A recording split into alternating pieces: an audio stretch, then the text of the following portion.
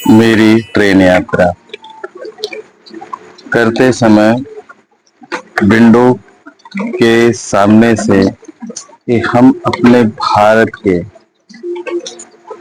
प्रकृति और पर्यावरण का अद्भुत संगम देखने को मिला।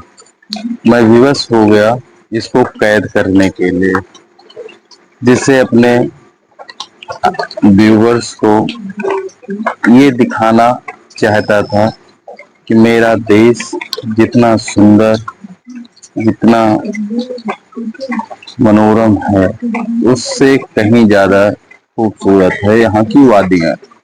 आप देख सकते हैं इन सब वादियों को देखने के लिए लोग तरस जाते हैं, लेकिन दोस्त इसको फील करने की जरूरत है। वीडियो अगर अच्छी लगे तो लाइक, शेयर और चैनल को सब्सक्राइब जरूर कीजिएगा। जय हिंद।